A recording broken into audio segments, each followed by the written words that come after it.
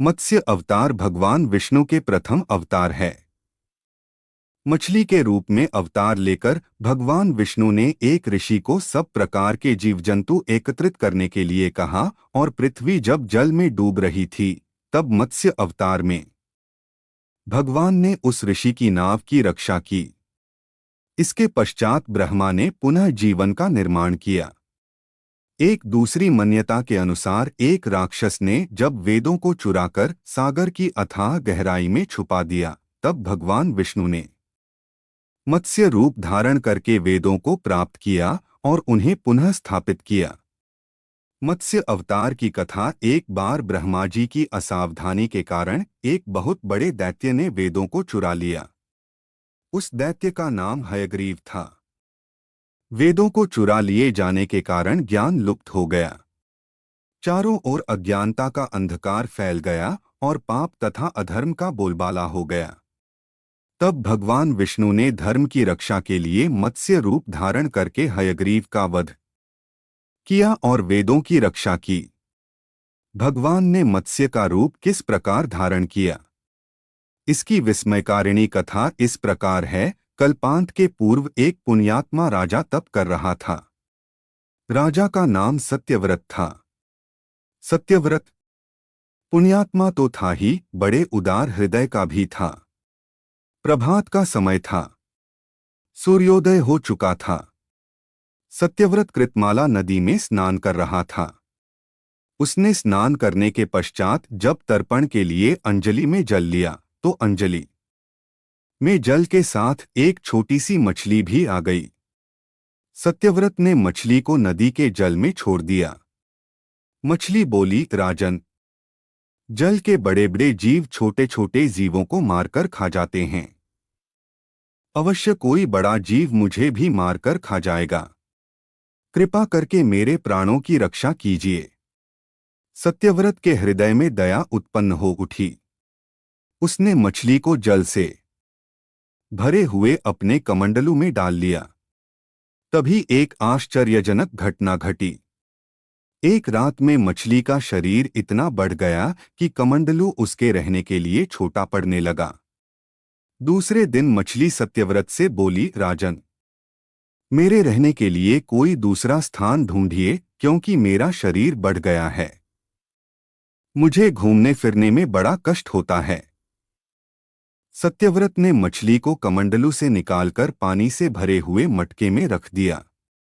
यहां भी मछली का शरीर रात भर में ही मटके में इतना बढ़ गया कि मटका भी उसके रहने के लिए छोटा पड़ गया।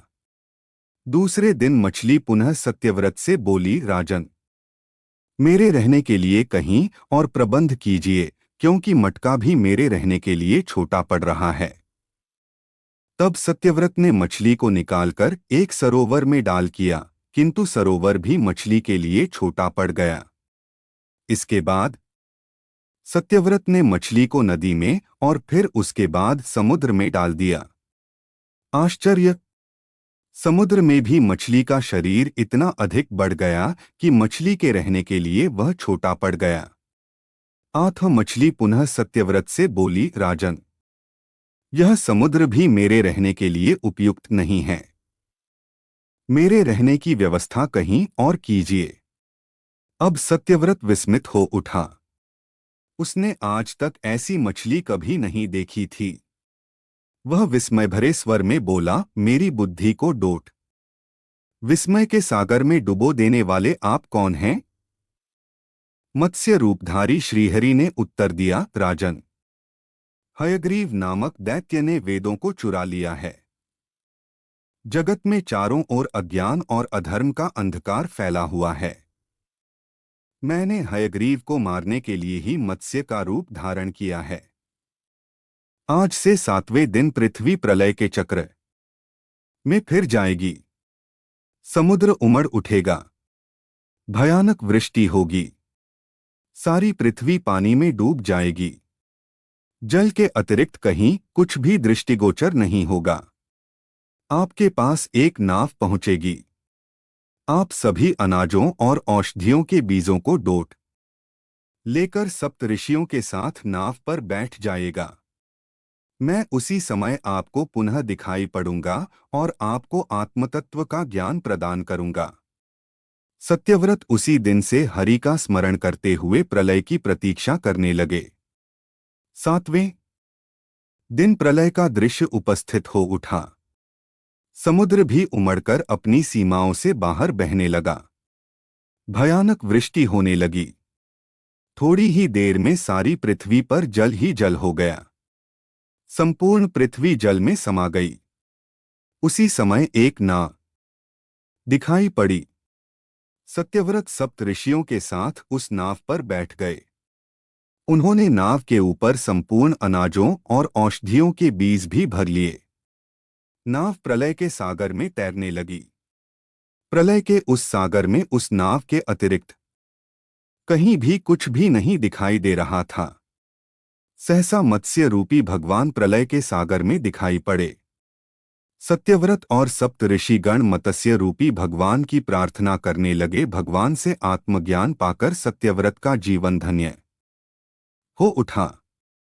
वे जीते जी ही जीवन मुक्त हो गए। प्रलय का प्रकोप शांत होने पर मत्स्य रूपी भगवान ने हयग्रीव को मारकर उससे वेद छीन लिए। भगवान ने ब्रह्मा जी को पुनः वेद दे दिए। इस प्रकार भगवान ने मत्स्य रूप धारण करके वेदों का उद्धार तो किया ही, साथ ही संसार के प्राणियों का भी अमित कल्याण किया।